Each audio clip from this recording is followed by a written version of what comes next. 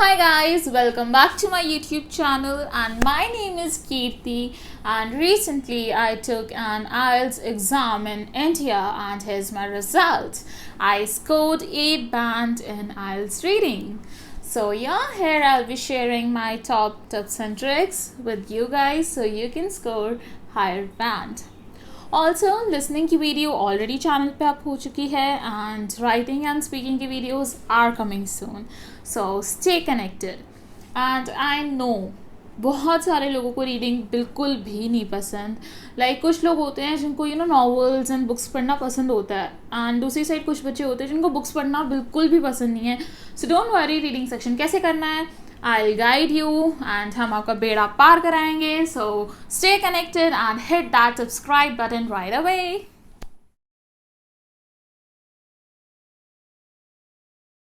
So first and foremost हम बात करेंगे IELTS रीडिंग के फॉर्मेट की.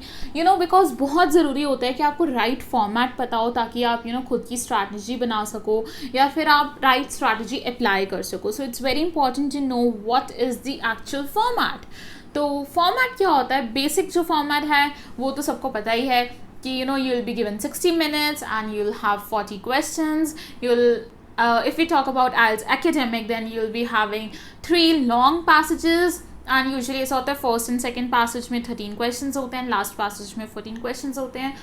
And yes, the main point, to score 7 band or above you have to score minimum of 30 marks. तो इसके नीचे तो हमने टारगेट करना ही नहीं है. मैंने आपको प्रीवियस वीडियो में भी कहा था थोड़ा सा जो अपना टारगेट है वो अच्छा सेट करके चलो ताकि आप उसके लिए मेहनत करो. अगर आप दिमाग में ये बिठा लोगे ना एक साइकोलॉजिकल माइंड में पीछे कि यार 6.5 चाहिए, नो 5.5 पे अटके रह जाओगे. तो इसलिए थोड़ा सा हमेशा हायर टारगेट करो. And yes, if we talk about IELTS general तो उसके अंदर होते हैं 5 to 6 पैसेजेस एंड वो पैसेजेस कंपैरेटिवली शॉर्टर होते हैं. एंड ऑल्सो IELTS जनरल थोड़ा ईजी होता है एकेडमिक से, राइट? क्योंकि एकेडमिक में आपको थोड़े साइंटिफिक वगैरह चीज़ें भी आ जाती है, जबकि IELTS जनरल में ना लिटरली वो जनरल से टॉपिक्स होते हैं which is quite easy to solve.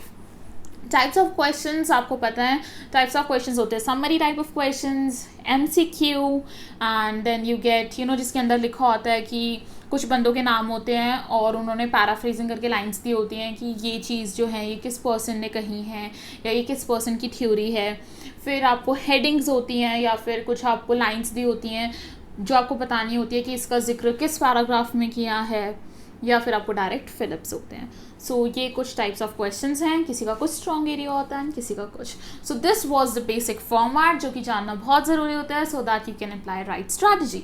सो अब इस फॉर्मेट के साथ चलते हैं. First strategy is quite important and this strategy plays important role कि मैंने 8 बैंड स्कोर किया है. ठीक है, so this is that I started reading questions first and then passage. तो बेसिकली होता क्या था, इनिशियल डेज में जब मैं IELTS की प्रिपरेशन कर रही थी मैं क्या करती थी, मैं पैसेज पढ़ती थी, उस पैसेज को समझती थी और जब मैं क्वेश्चंस पढ़ती थी तो मैं भूल जाती थी, ब्लैंक आउट हो जाती थी कि यार अब ये जो इसने क्वेश्चन पूछा इसका एग्जैक्ट आंसर क्या है, और मैं फिर से उस पैसेज को पढ़ती थी और फिर मुझे आंसर मिलता था. आंसर मिल जाता था, कई बार नहीं मिलता था, बट होता क्या था कि मैं एक पैसेज पे ही 25-30 मिनट्स मेरे वेस्ट हो जाते थे, जिस वजह से 3 पैसेजेस सॉल्व करना is great and tough task for me. तो मैंने क्या किया, मैंने डिफरेंट स्ट्रैटेजीज़ बनाई अपने लिए. तो मैंने फिर शुरू किया कि मैं सिर्फ फर्स्ट पैराग्राफ पढ़ती थी ताकि मुझे पता लगे कि यार क्या है इस पैसेज में, एंड देन मैं क्वेश्चंस पढ़ती थी. उससे मेरा टाइम थोड़ा कम सेव होना शुरू हुआ. बट जौन सी स्ट्रैटेजी मेरे लिए बेस्ट वर्क करी वो थी read the questions first, and यही मैं आपको रिकमेंड कर रही हूँ. इसके अंदर मैंने क्या किया, मैं क्या करती थी ना, फर्स्ट क्वेश्चन मैंने पढ़ लिया, चाहे वो MCQ है चाहे वो ये है कि इसका रेफरेंस कहाँ है. अगर तो क्वेश्चन स्पेसिफिकली ये ना कि रेफरेंस कहाँ है तो उसमें तो ऑफकोर्स आप थोड़ी सारी लाइन्स पढ़ सकते हो, राइट? क्योंकि 3-4 लाइनें होती है या 5-6 मैक्सिमम. ठीक है, या फिर इन द ब्लैंक्स का क्वेश्चन है, कोई भी क्वेश्चन है, मैं क्या करती हूँ, मैं फर्स्ट क्वेश्चन पढ़ लेती थी. और जब आप प्रैक्टिस करोगे ना तो आप एक्चुअली ये चीज़ एग्जाम में कर पाओगे कि आप फर्स्ट क्वेश्चन पढ़ लोगे और जो दूसरी टाइप का फर्स्ट क्वेश्चन है वो भी पढ़ लोगे. एग्जाम्पल MCQ का फर्स्ट क्वेश्चन एंड अगले में जैसे है रेफरेंस वाला, उसका भी आप फर्स्ट लाइन पढ़ लोगे।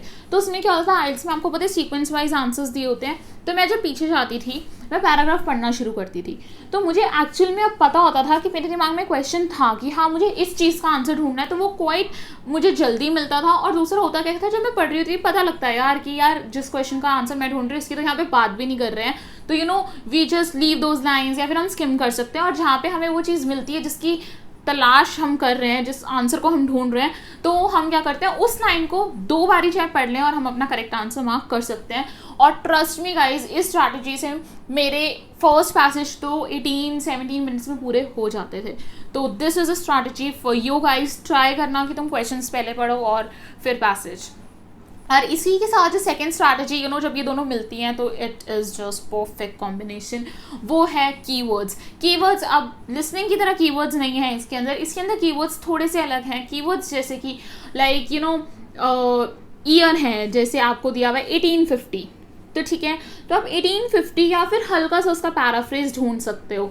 1850 तो या फिर तो उन्होंने लिखा होगा डायरेक्टली 1850, वैसे तो डायरेक्टली लिखा होता है। हाउएवर अगर थोड़ा सा टफर है आपका एग्जाम उस दिन, तो वो कैसे दिया होगा उन्होंने, in the middle of 1800s, तो उसका मतलब 1850 हुआ। या फिर कई बार बंदे का नाम दिया होता है, जब उन्होंने क्वेश्चन दिया होता है कि ये लाइंस की जो थ्योरी है वो किसकी है, और उन्होंने नीचे बॉक्स में 4 नाम दिए होते हैं, तो आप वो नाम जो है उसको आप कीवर्ड बनाओ, ठीक है। और वो आप पैसेज में नेम ढूंढना बहुत इजी होता है, ईयर ढूंढना बहुत इजी होता है। यू कैन जस्ट सिंपली सी कि नाम कहाँ है, और वो जब आपको नाम मिल जाए तो उसके ऊपर की 2 लाइनें और नीचे की 2 लाइनें पढ़ लेना, and your answer will be there. Again keyword and read the questions first strategy combine कर दो and you will be sorted, trust me, ठीक है। और दूसरा यार, ये कीवर्ड्स वाली स्ट्रैटेजी एक और जगह बहुत काम आती है, जहाँ पे आप इजीली अपने 5-10 मिनट सेव कर सकते हो। वो कब होता है, जैसे कई बार पैसेजेस में क्या होता है, आपके 1st to 7 या 1st to 6 होते हैं कि आपको हेडिंग्स बतानी है। अब ऑब्वियसली बात है, हेडिंग्स एक ऐसा टाइप ऑफ क्वेश्चन है जिसके अंदर आपको वो जो पैसेज है उसके अगर 6 to 7 शॉर्ट पैराग्राफ है, आपको वो पढ़ने पड़ेंगे, तभी आप उस छोटे से पैराग्राफ की हेडिंग बना पाओगे, राइट। तो जब आप वो पढ़ रहे हो, जब आपको पता है आपका ऐसा पैसेज है, तो आप क्या करो, आप उसी के साथ नेक्स्ट क्वेश्चन देखो। तो नेक्स्ट क्वेश्चन अगर सपोज फिलिप्स है, तो फिलिप्स के अंदर कीवर्ड देख लो, कोई नंबर है, किसी का नाम है, या कुछ भी स्पेशल कोई इवेंट है। तो उसमें क्या होगा, जब आप अपनी हेडिंग के लिए पैराग्राफ्स पढ़ रहे हो, तो हो सकता है सपोज 3rd या 4th पैराग्राफ में आते आते आपको वो कीवर्ड भी मिल जाए। तो उसमें होगा क्या, 4th पैराग्राफ की आप हेडिंग तो ढूंढोगे, उसके साथ साथ आपकी वो फिल इन द ब्लैंक्स या जो भी वो टाइप ऑफ क्वेश्चन है वो भी सॉल्व हो जाएगा। एंड सेम चीज़ पढ़ते हुए आपका वो क्वेश्चन भी सॉल्व हो गया और दूसरा क्वेश्चन भी सॉल्व हो गया। इन द एंड आपका एक जो पैसेज है वो आराम से 15 मिनट तक कवर हो जाता है। एंड डोंट फॉरगेट, आइल्स में फर्स्ट पैसेज हमेशा थोड़ा ईजियर होता है, एंड थर्ड जो पैसेज होता है आइल्स एकेडमिक की मैं बात कर रही हूँ, वो थोड़ा सा टफ होता है। तो अपने अगर आप टाइम बचा सकते हो तो बहुत अच्छा होगा अगर आपने पहले 2 पैसेजेस कर लिए 18 मिनट में या 17 मिनट्स में, ताकि आप जो लास्ट पैसेज अगर उसमें टाइम लग भी रहा है तो आप उसको ईजिली दे सकते हो। Got it? यस, जो मैंने अभी बोला इसी में आपको आई थिंक मेरी 3rd स्ट्रैटेजी पता लग गई होगी, that how I manage time. क्योंकि मुझे ये स्पेसिफिकली मैं इसलिए मेंशन कर रही हूँ कि मुझे मेरी रिजल्ट वाली वीडियो पे बहुत सारे कमेंट्स ये आ रहे थे कि रीडिंग के अंदर टाइम मैनेज नहीं हो रहा है, एंड हम पूरा सॉल्व नहीं कर पाते हैं। तो guys, this is the trick how you have to manage time. Basically आपको अगर आप कोचिंग में जाओगे या फिर यूट्यूब वीडियोस देखोगे तो वो ईजिली वो आपको यही एडवाइस करते हैं कि आपको 20 मिनट देने हैं, but I don't think so. ये आपके हाथ में है आपको कितना टाइम देना है, ठीक है। And always do things according to you, right. तो मैंने तो यही सोचा यार, मैं क्यों दूँ 20 मिनट जब मेरा कोई पैसेज जल्दी हो सकता है। Why to waste time. ज़रूरी नहीं है यार आपका जो टफर पैसेज है वो शायद कोई 20 मिनट में सॉल्व कर रहा है, ज़रूरी नहीं है आप भी 20 मिनट में सॉल्व कर लो, शायद आपको 25 मिनट चाहिए हो। तो इसलिए जहाँ पर टाइम सेव हो सकता है वहाँ पे करो, जहाँ पर आपको लग रहा है कि लगाना पड़ेगा, कोई चीज़ मुश्किल है। पता है कई बार क्या होता है, कोई फिल इन द ब्लैंक्स है, हमें पता लग जाता है कि यार यहाँ उसका आंसर है, लेकिन वो चीज़ कई बार इतनी ज़्यादा कॉम्प्लेक्स होती है, नहीं समझ आता। इट्स ओके, 2 बार पढ़ो, 3 बार पढ़ो, ठीक है। और वो पढ़ने के लिए टाइम कहाँ से आएगा, जब आप टाइम मैनेज करके सीख चलोगे, okay. And yes, 4th point strategy नहीं है, ये पॉइंट है एक्चुअली। प्लीज़ आंसर्स नोट करते रहना, प्लीज़। मैं बताती हूँ लाइक क्या हुआ when I was giving my IELTS exam. तो एक बच्चे से वो लोग ना बोलते हैं कि जब हम कहेंगे time over then you have to put your pens down, and अगर कोई तब भी लिख रहा हुआ your exam will get cancel और समथिंग। तो एक लड़की थी, आई थिंक उसने आंसर साथ साथ लिखे नहीं थे, and she was like ma'am I know all the answers, please let me right it, please let me right it, but of course nothing can be done.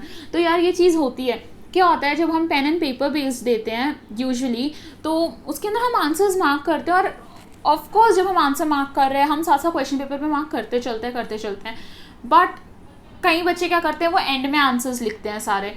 तो यार ये चीज़ गलती मत करना, एंड में आंसर्स लिखने के चक्कर में कई बार क्या होता है आपके पास टाइम नहीं बचा है, या फिर आपका पैसेज भी रहता है, अब आपको आंसर्स भी लिखने हैं, तो वो एक मेंटल प्रेशर क्रिएट हो जाता है। इससे अच्छा क्या करना, जो मैं करती थी, आपको ऐसा भी नहीं करना है कि आपने एक पैसेज सॉल्व किया उसके आंसर्स लिखे, एक टाइप ऑफ क्वेश्चन सॉल्व करे। जैसे सपोज आपने 1 to 6 हेडिंग सॉल्व करी, सारी हेडिंग्स हो गई, उसको साथ के साथ नोट डाउन कर दो।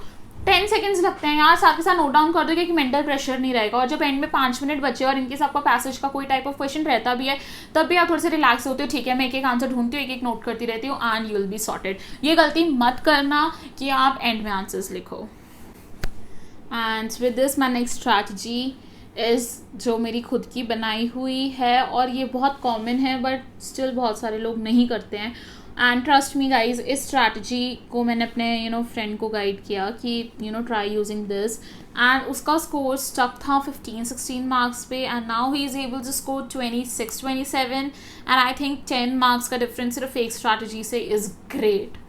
एंड वो स्ट्रैटेजी है convert the answers and what's mentioned in the paragraph in your native language। तो बेसिकली करना क्या है, इसको गलत मत समझना, रुक जाओ। आपको पूरा पैसेज कन्वर्ट नहीं करना है कि हाँ भाई मैं पूरा इंग्लिश में पैसेज पढ़ रही हूँ और फिर मैं उसको सोच रही हूँ इसकी ट्रांसलेशन पंजाबी में मतलब क्या हुआ, हिंदी में मतलब क्या हुआ, नहीं। आपको करना क्या है इसके अंदर यार, क्या होता है जैसे MCQ की एग्जांपल ले लो, या फिलिप्स की एग्जांपल ले लो, या true false not given. Oh my God, इसका तो मैंने नाम ही नहीं लिया इतनी देर से। True false not given, so important in IELTS reading, है ना। तो ट्रू फॉल्स नॉट गिवन है, सपोज अब इसी की एग्जांपल देते हैं, तो उसके अंदर क्या है, और ट्रू का मतलब होता है what is mention in the paragraph, false का मतलब होता है कि वो जो लाइन है वो कॉन्ट्राडिक्ट कर रही है उस पैसेज में जो लिखा है, मतलब जो पैसेज में लिखा है उसका उल्टा बोल रही है वो लाइन। एंड नॉट गिवन मतलब इसका जिक्र ही नहीं हुआ, या फिर ऐसा कुछ राइटर ने कहा ही नहीं है। तो आपको करना क्या है, सपोज करो आपको नहीं समझ आ रहा है इसका आंसर क्या है, ठीक है, तो जब आपको प्लेसिंग मिल गई है पैसेज में कि यार यहाँ पे इन चीज़ों की बात हो रही है, तो आप क्या करोगे, आप वो जो क्वेश्चन वाली लाइन है उसको हिंदी में कन्वर्ट करोगे, राइट। तो जैसे अगर सपोज करो कि क्वेश्चन में लिखा हुआ है कि इन 1870 XYZ did this experiment and it was successful in curing the disease, ठीक है। और पैसेज में सपोज लिखा हुआ है that in 1870 XY did this experiment to cure this disease। अब देखो यार, तुम सोचोगे कि यार ये नॉट गिवन तो नहीं है, ऑफ कोर्स क्योंकि इस बारे में बात की है। अब देखो उसने ये बोला, पैसेज में ये बोला कि इस हम हिंदी में कन्वर्ट कर रहे हैं, राइट। अभी मैं हिंदी में कन्वर्ट कर रही हूँ, मैं क्या करूँगी, मैं पैसेज एग्जाम टाइम में भी यही कर रही थी कि पैसेज में उन्होंने कहा है कि 1870 के अंदर इस बंदे ने एक्सपेरिमेंट कंडक्ट किया इस डिजीज़ को क्योर करने के लिए, फुल स्टॉप। क्वेश्चन में वो बोल रहा है 1870 में इस बंदे ने एक्सपेरिमेंट कंडक्ट किया जो कि सक्सेसफुल हो गया। भाई सक्सेसफुल हुआ या नहीं हुआ, इस चीज़ की बात करी क्या, नहीं करी ना, then it is not given. जो आप शुरू में पढ़ोगे ना गाइस, ट्रस्ट मी, लगा था ना नॉट गिवन आंसर नहीं है, but not given he answer है, क्योंकि ट्रू नहीं है, क्यों, क्योंकि उसने एक बार भी नहीं कहा कि वो सक्सेसफुल हुआ। फॉल्स नहीं है, क्यों, क्योंकि उसने ये भी नहीं कहा कि वो अनसक्सेसफुल रहा। दिस इज नॉट गिवन क्योंकि वो सक्सेस हुआ या नहीं हुआ इसकी उसने बात नहीं करी, समझे। तो यार बहुत फायदा होता है जब तुम नहीं समझ आ रहा ना, ट्रू फॉल्स नॉट गिवन में तो बहुत ज़्यादा फायदा होता है, और समरी टाइप क्वेश्चंस में भी बहुत ज़्यादा फायदा होता है। हिंदी में कन्वर्ट करके देखो या पंजाबी में कन्वर्ट करके देखो, जो भी आपकी लैंग्वेज है उसमें कन्वर्ट कर लो। जब आप कन्वर्ट करोगे ना, आप देखोगे कि यार इस क्वेश्चन में जो कह रहा है इसका एग्जैक्ट मतलब ये है, और क्वेश्चन में एग्जैक्ट मतलब ये है, आप देखो क्या ये मिल रहे हैं, ठीक है। या फिर ऐसी समरी टाइप क्वेश्चन है, क्वेश्चन पैराग्राफ में वो ये चीज़ कह रहा है, समरी में वो ये चीज़ कह रहा है, इसके अंदर क्या वर्ड मिल सकता है तो वो आपको वर्ड लगा देना है। So this helps a lot. तो इस चीज़ ट्रिक को प्लीज़ प्लीज़ प्लीज़ अप्लाई करना, एंड आई एम श्योर कि आपको इससे बहुत बेनिफिट होने वाला है। Okay, so move on to our next tip. My next tip is don't get stuck at one question. It is possible कि suppose you are solving and आपको कोई फिफ्थ क्वेश्चन ऐसा है जो आपको नहीं मिल रहा है, तुम्हें प्लेसिंग भी मिल गई, तुमने तुम कहोगे कि यार दिन भर ही पढ़ भी लिया पर मेरे को तब भी नहीं समझ आ रहा answer, it's okay, move on, right. उसी एक क्वेश्चन पे 5 मिनट नहीं वेस्ट करना है हमें, मूव ऑन, बाकी क्वेश्चन सॉल्व करते चलो, अपना जो मिलते हैं आराम से मिलते हैं सॉल्व करो, जिसके अंदर आपको कंफ्यूजन है लेकिन still you are sure about the answer, solve it, and then जब एंड में टाइम मिलेगा देन हम उसका तुक्का मारेंगे। आपको एक क्वेश्चन पे स्टक होकर अपने बाकी सारा जो पेपर है वो ख़राब नहीं करना है, so please learn to move on, right. It is great guys if you are aiming 9 band or 8 band, it is great, and of course I know कि आपके लिए फिर बहुत ज़रूरी है कि आप questions जो हैं वो करेक्टली मार्क करो, but again प्लीज़ एक क्वेश्चन पे स्टक मत रहना। And yes, if you are someone who is aiming 7 band या फिर 7.5 बैंड, तो you have choice, it's okay अगर वो एक क्वेश्चन जो नहीं मिल रहा है वो गलत भी हो गया, उसके चक्कर में हमें बाकी आगे के रिमेनिंग 20-30 क्वेश्चंस जो है उसको गलत नहीं होने देना है, right. So learn to move on, and of course जैसे मैंने बताया जब आप टाइम मैनेज अच्छे से करोगे तो हो सकता है आपके पास एंड में 3-4 मिनट हो कि आप उस क्वेश्चन को फोकस कर सको, एंड बाय गॉड्स ग्रेस वो क्वेश्चन भी ठीक हो जाए, right? So these were my basic tips about reading section, and yes, do let me know if इसको अप्लाई करने के बाद डू लेट मी नो कि ये हेल्पफुल रही या नहीं। एंड ऑल्सो मुझे कमेंट्स में बहुत सारे लोगों ने कहा है कि they are finding some types of question उन्होंने मेंशन करे हैं जो कि डिफ़िकल्ट है, तो यार उसमें भी ये टेक्निक्स लगा कर देखना, एंड स्टिल अगर आपको डिफ़िकल्टी आए so do let me know, I will try to make a specific video on a type of question, and please subscribe, share it with your friends यार, जो भी प्रिपेयर कर रहे हैं उनका भी हेल्प हो। एंड ऑफ कोर्स मुझे भी बहुत अच्छा लगता है जब आई रिसीव योर कमेंट्स। मैं सीरियसली मैं जैसे ही फ्री होती हूँ ना, मैं कोशिश करती हूँ कि मैं आप लोगों के कमेंट्स रीड करूँ, मैं कोशिश करती हूँ कि मैं सबका रिप्लाई करूँ, बिकॉज मुझे बहुत अच्छा लगता है पढ़ना, क्वेरीज देखना and everything. And one request guys, comments में मैम मत लिखा करो यार, I am just like you all, you can call me Kirti, और अगर तुम्हें लगता है कि तुम छोटे हो तो तुम दीदी बोल सकते हो, but no ma'am please, okay. And for anything else you can comment down, and writing और speaking की वीडियो पक्का जल्दी आएगी। I know बहुत सारे बच्चों को speaking की वीडियो चाहिए, जल्दी से अपलोड करूँगी यार, सीरियसली मुझे मतलब एक तो मैं यूट्यूब इतना यूज टू नहीं हूँ, एंड ऊपर से थोड़ा सा शेड्यूल मैनेज करना थोड़ा डिफिकल्ट हो जाता है, क्योंकि इस वक्त मैं आई एम जस्ट थिंकिंग कि यार कौन सी कंट्री के लिए अप्लाई करना है, because to be honest I am confuse between the two. So I am just thinking कि एक बार राइटिंग स्पीकिंग मॉड्यूल्स कवर कर लें, आप लोगों के डाउट साथ साथ सॉल्व करेंगे, and will build a strong community. फिर हम साथ में डिस्कस करेंगे कि यार कौन सी कंट्री में क्या एडवांटेजेस हैं, क्या डिसएडवांटेजेस हैं, कहाँ जाना है कहाँ नहीं, and I just want to share my whole journey with you guys कि मैं कहाँ जाती हूँ, क्यों जाती हूँ, कैसा रहा सब कुछ। So just stay connected, and yes, thank you for watching this video. Reading tips specially ये वीडियो रीडिंग टिप्स में थी, आई डोंट नो, मैं इतना इमोशंस में पता नहीं, sorry. So all the best जिनका भी IELTS एग्जाम है, and yes all the best. कोई भी प्रॉब्लम हो कमेंट डाउन, पसंद आए वीडियो तो प्लीज़ लाइक करना, शेयर करना और बच्चों के साथ, and thank you so much. Stay connected, stay fit, bye.